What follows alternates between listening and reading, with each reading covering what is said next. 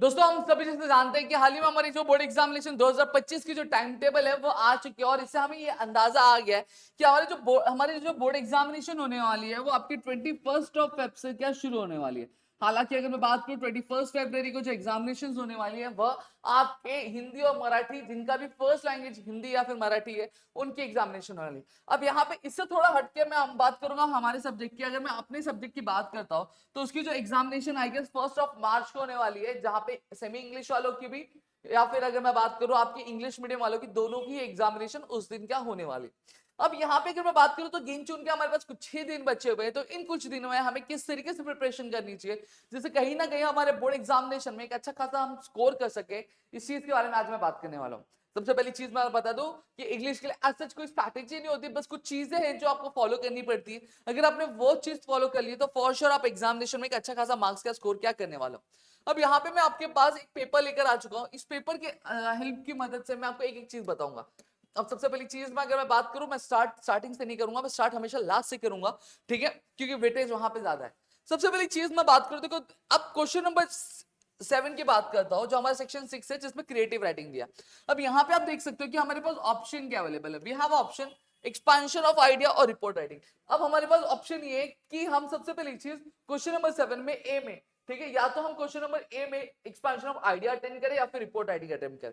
तो देखो अब सिलसिला क्या, अब टाइम क्या, अब टाइम ये नहीं है कि आप हर एक राइटिंग स्किल को क्या प्रिपेयर करते बैठोगे, हर एक राइटिंग स्किल को चीजें डिपेंड करते बैठोगे। मेरा सजेशन हमेशा क्या रहता है, देखो आपको क्या करना है, कम टाइम है तो आपको राइटिंग स्किल भी क्या कर लेना, चूज कर लेना, उसके वाइज क्या प्रिपरेशन करिए। अब जैसे फॉर एग्जांपल अगर मैं बात करूं तो इसमें आपको कौन सा राइटिंग स्किल चूज करना चाहिए मेरे हिसाब से। देखो सबसे पहली चीज जब मैं राइटिंग स्किल की बात करता हूं, देखो मैं आपको बोलूंगा एक्सपांशन ऑफ आइडिया के लिए जा सकते हो, मेरे हिसाब से जो ज्यादा इजी पड़ता है, ठीक है। अगर आप जो है रिपोर्ट राइटिंग के लिए जा सकते हो, जाना है जाओ, अच्छी बात है, कोई दिक्कत नहीं है। हाँ लेकिन एक्सपांशन ऑफ आइडिया के लिए भी जा रहे हो तो मैं फिर भी कहूंगा कि रिपोर्ट राइटिंग एक बार अपनी नजर से घुमा लेना, उसका फॉर्मेट क्या होता है, लिखने का तरीका क्या होता है, ये चीज तो अपने दिमाग में बैठा के रख लेना।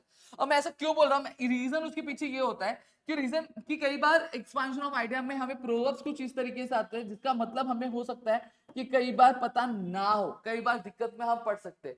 तो इसलिए मैं कहूंगा कि आप एक्सपांशन ऑफ आइडिया प्रिपेयर करो, अच्छे से प्रिपेयर करो। अगर आपने अच्छे से प्रिपेयर किया तो एग्जाम में ये नौबत आएगी ही नहीं।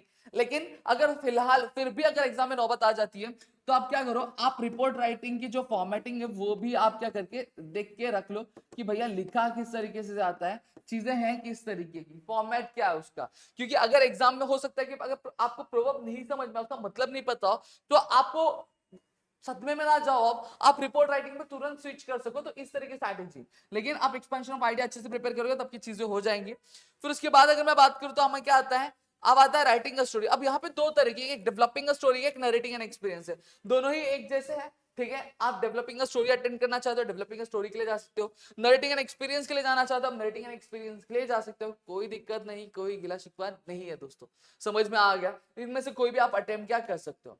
अब यहाँ पे अब और ऊपर चलते, अब और ऊपर चलते तो हमें क्या देखने मिलता है, हमें दो चीजें देखने मिलती है, स्पीच राइटिंग और व्यू और काउंटर व्यू देखने मिलता है। अब इसमें से अगर मैं बात करूं तो मैं आपको सजेस्ट करूंगा कि आप स्पीच राइटिंग के लिए जाओ।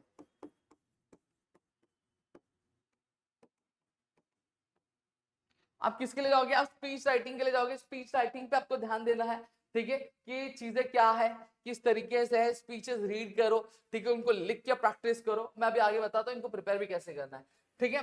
फिर उसके बाद अगर मैं बात करूं तो अब स्पीच राइटिंग हो गया। अभी हमारा क्या आता है, हमारा आता है information transfer from verbal to non verbal या फिर नॉन वर्बल टू वर्बल।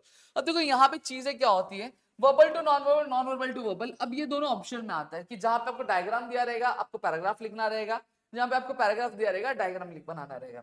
और देखो चीज क्या होती है, जब मैं transfer information verbal to non verbal बोलता हूँ तो नॉन वर्बल में आपको चीजें किस तरह की आएंगी, देखो तीन तरह के क्वेश्चन यहाँ पे बनते हैं। सबसे पहली चीज आपको मैं बताऊं, फ्लो डाउन मेथड बनता है,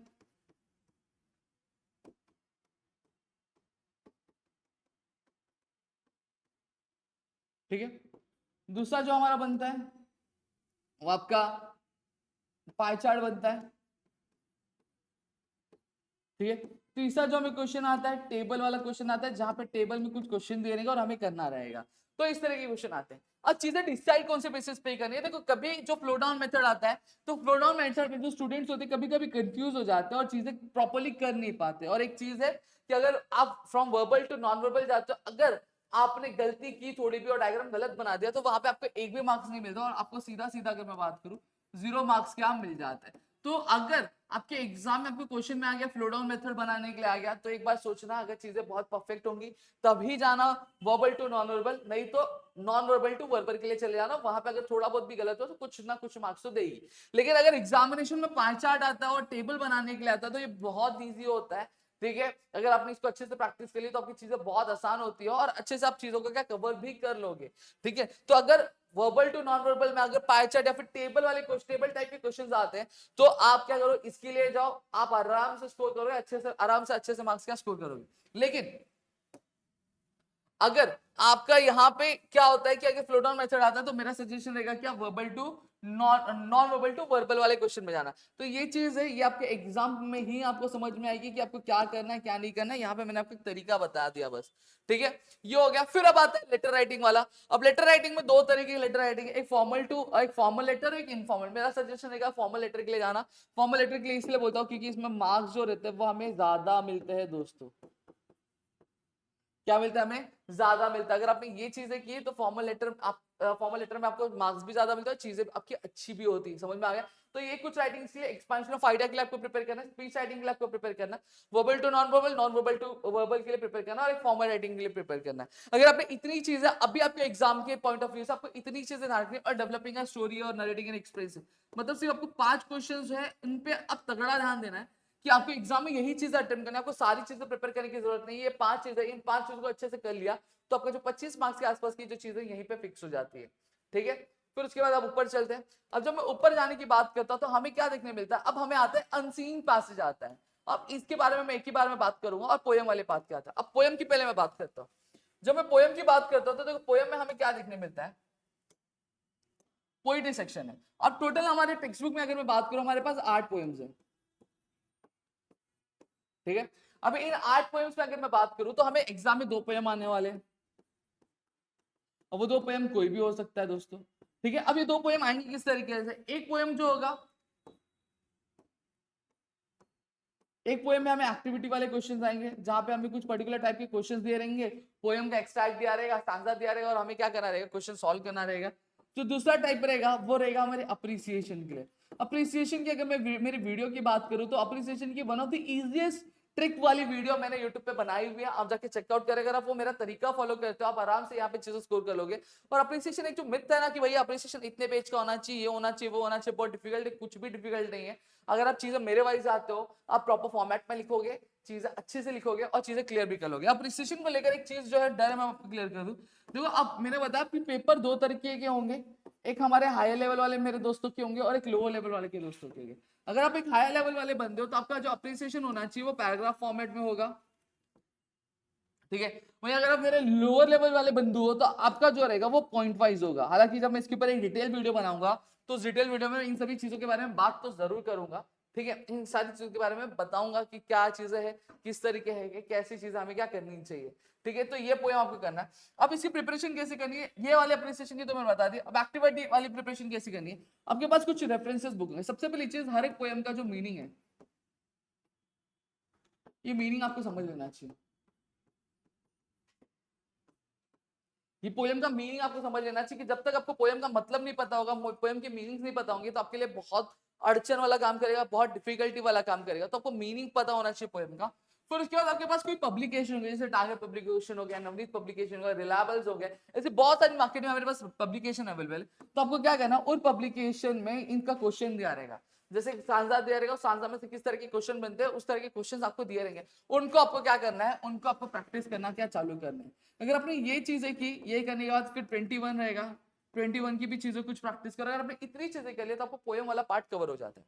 अब यहाँ पे आता हूं मैं प्रोज वाले सेक्शन पे। अब प्रोज वाले सेक्शन में हमें करना क्या रहता है, 2 सीन पैसेजेस आते हैं हमारे पास और एक अनसीन पैसेज आता है। सबसे पहली चीज अगर मैं बात करूं, हमें जनरल में प्रैक्टिस क्या क्या करनी है।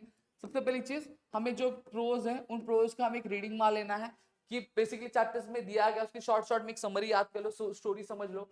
ठीक है, दूसरी चीज आपको जो ध्यान देनी चाहिए वो ग्रामर वाले क्वेश्चंस पे ध्यान देनी चाहिए कि ग्रामर का क्वेश्चन भी हमारे लिए इंपॉर्टेंट, क्योंकि पहला सेक्शन 10 मार्क्स का सिर्फ ग्रामर पे ही बेस्ड है।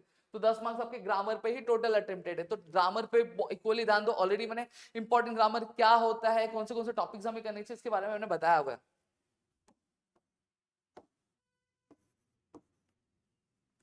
फिर तीसरी चीज अब मैं बात करता हूँ तो आपको पर्सनल रिस्पॉन्स वाले क्वेश्चन है। अब इसके बारे में भी मैंने वीडियो बनाया, आगे मैं एक चीज अनाउंस करने वाला हूँ तो उसमें भी मैं आपको बताऊंगा कि पर्सनल रिस्पॉन्स वाले क्वेश्चंस आपको किस तरीके से करनी चाहिए। अगर आपने पर्सनल रिस्पॉन्स वाले क्वेश्चन बहुत अच्छे तरीके से किए तो यहाँ पे भी आपकी चीजें हो जाएंगी।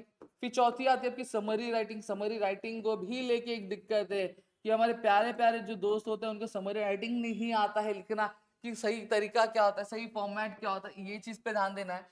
फिर इसके बाद अगर मैं बात करूं आपको पेपर प्रैक्टिस पे भी इक्वल ध्यान देना है। और छठवीं चीज जो प्रेजेंटेशन पे ध्यान देना है। ठीक है, तो ये कुछ 5-6 चीजें जो आपको प्रोज के लिए ध्यान देना, अगर आपने इतनी चीजें कवर कर ली तो हो जाएगी। अब सबसे पहली चीज मैंने स्टोरी की बात की, स्टोरी कहने के बाद आपको प्रैक्टिस चाहिए रहता है भाई। तो प्रैक्टिस कहां से करो, अगेन मैंने बोला पब्लिकेशंस है आपके पास, पब्लिकेशन की बुक्स में आपको पैराग्राफ वाइज में दिया हुआ है, ठीक है, पैसेज वाइज में दिया है, तो आपको पैसेज को रीड करना है।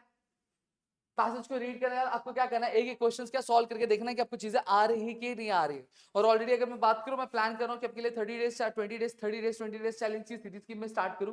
अगर आप चाहते हो कि इसकी शुरुआत में करूं तो प्लीज मुझे कमेंट सेक्शन में कमेंट करके जरूर बताना, जिससे मैं आपके लिए चीजें लेकर आ सकूं और आपके एग्जाम की प्रिपरेशन में करवा सकूं। तो चलो दोस्तों, मिलते हैं हमारे अगले वीडियो में, तब तक के लिए घर पे रहो सुरक्षित, अपना ध्यान रखना दोस्तों। जय हिंद दोस्तों।